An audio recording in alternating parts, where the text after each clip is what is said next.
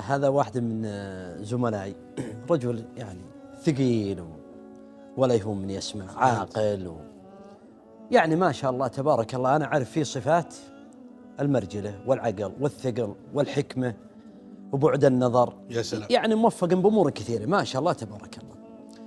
متزوج له يعني مدة، يعني له حول 25 سنة، حياته مستقرة ولا عنده خلاف ولا. تفاجأت مرة اتصل علي وقال لي أبو عبد الله ودي أقابلك، يعني عندي موضوع شوي ودي هيض ودي أسولف أنا وياك. قلت له أبشر. طلعت أنا وياه، بدأ بالكلام.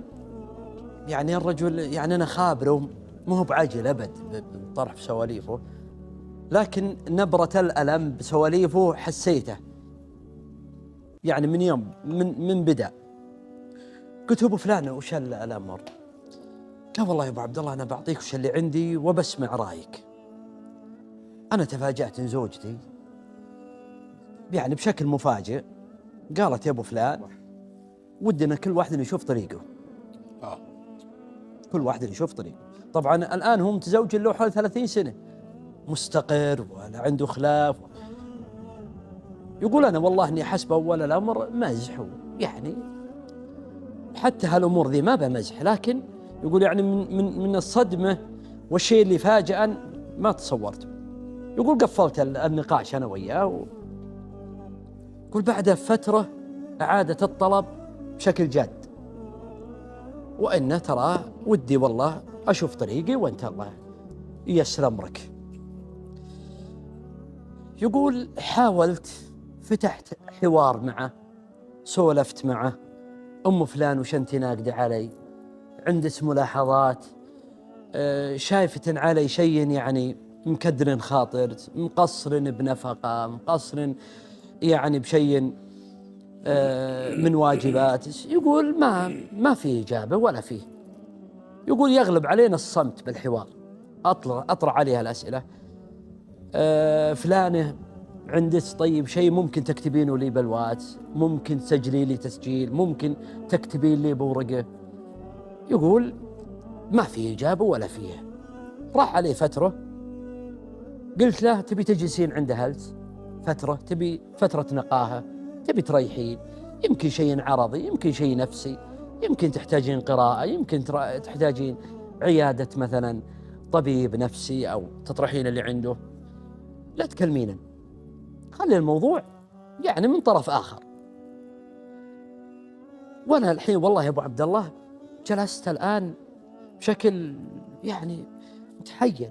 بيتي بيتي واستقراري وعيالي وحياتي. يقول أناظر بيتي، حتى عياله ما شاء الله ما عنده مخلاف، وبناته حدا بناته متزوجة قلت له، قال لي أنا بي رأيك، وأنا والله يعني يا ابن حلال جزاه الله خير محسن الظن ويثق بي، وأنا ودي تدخل بالموضوع.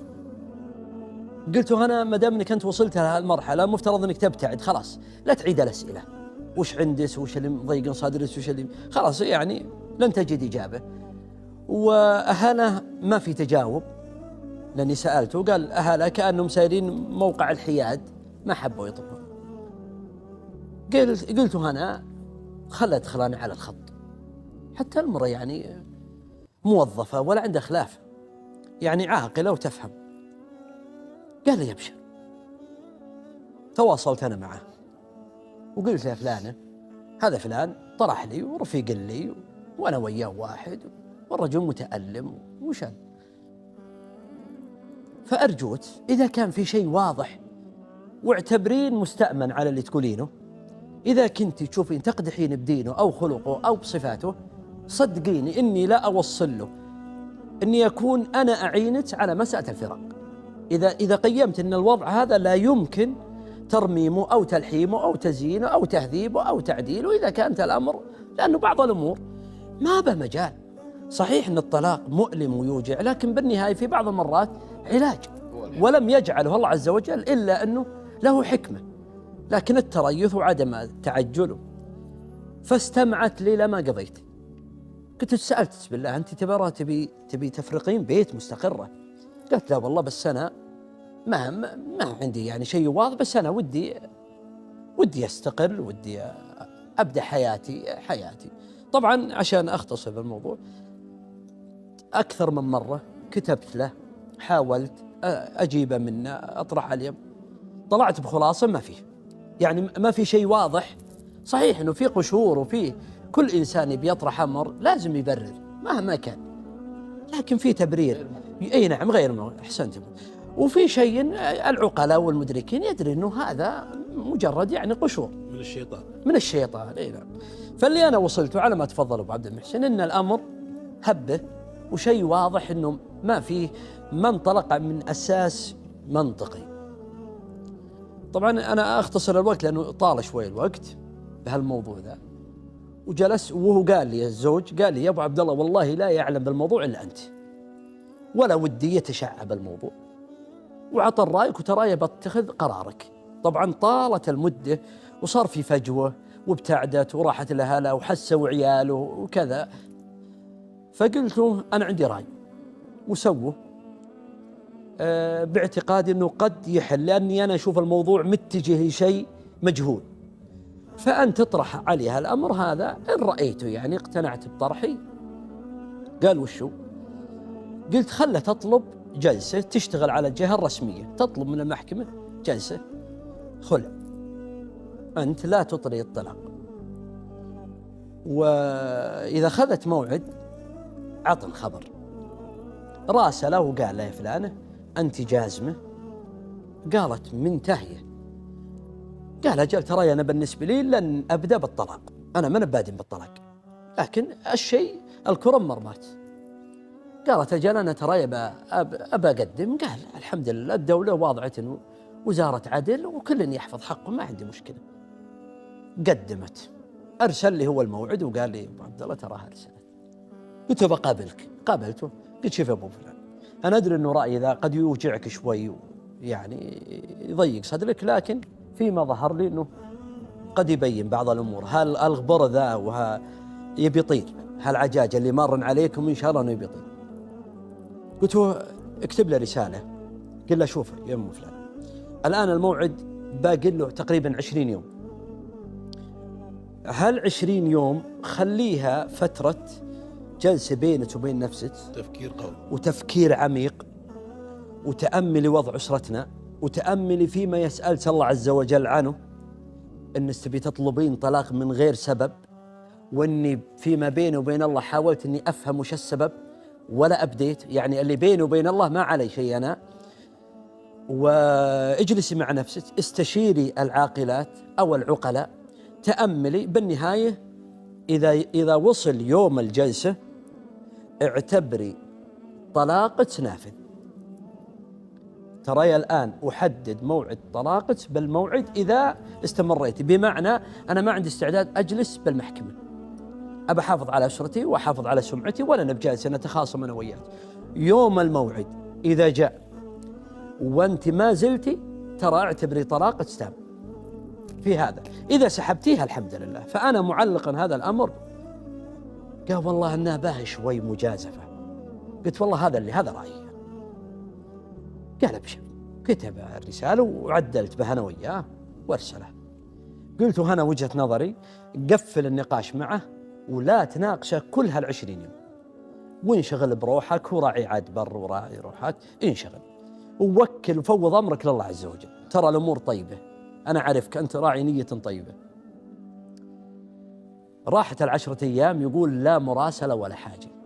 يقول يوم بقي 8 أيام، يقول تبدأ الرسائل منه. قالت لي ترى أنا جازمة واستعد، وترى باقي 8 أيام ولازم تحضر. ويقول وأنا أعيد على رسالتي الأولى. يقول يوم بقي يوم أو يومين، يقول يوم دريت، يوم أرسلت قالت ودي أجلس أنا وياك. يقول قلت لها ابشري، هو عاقل وثقيل، يقول واجلس. قالت أنت يعني أنت جازم أنك تبينا؟ يقول قلت له أنا سويت كل ما عندي وحاولت أني أدخل طرف ثالث لعله الصلح، وما دام أنك متخذه القرار وتام، الله يرزقك ويعوضا. أنا ما أقف. الشرع جعل لك مخرج الخلع، أنا ما أبي أخلع حتى بعد أبي الفراق يكون بإحسان، لا تخل عينا ولا الطلاق يتم بالموعد. يقول إنها انفجرت بالبكاء وقالت أنا ما أدري يوم وصلت يعني الأمور إنها الصدق ووصلت الأمور هذه، أنا ترى سحبت دعواي وأنا أطلب منك الحل، وأنا غلطة كبيرة، وأنا ودي أصلح وضعي. يعني أنا كان عندي بعض الملاحظات وحبيت أني أعيش حياة معينة. يوم أني شفت أمامي ما بقل 48 ساعة وقريب من هالوقت، أحسست أني يعني سأسقط بيت بدون سبب، وأني دعيت الله عز وجل، وأني استشرت بعض القريبات من، والحمد لله انتهى هذا الأمر، والآن أمورهم طيبة ورجعت الأمور طيبة والحمد لله، يعني بعد توفيق الله عز وجل. فأنا أقول يعني مثل هالموقف هذا رسالة للجميع سواء رجال أو نساء، من العجلة باتخاذ بعض القرارات المصيرية هذه كارثة لي. يعني لا تعتقد أنه موضوع، ولا تعتبر أنه إنجاز إذا طلبت أمر سيبنى عليه سلبيات وكوارث، بيت مستقر، أبنائك، عيالك، جماعك اللي حولك، ثم ماذا لو تم دون يعني مبررات منطقية أو شرعية. فالواحد دائما يعني يتأمل، ودائما الرأي يؤخذ من، يعني لا تتخذ قرار إلا بعد مشورة أهل الرأي والحكمة. الله يديم المودة والمحبة على بيوتنا إن شاء الله. آمين آمين آمين.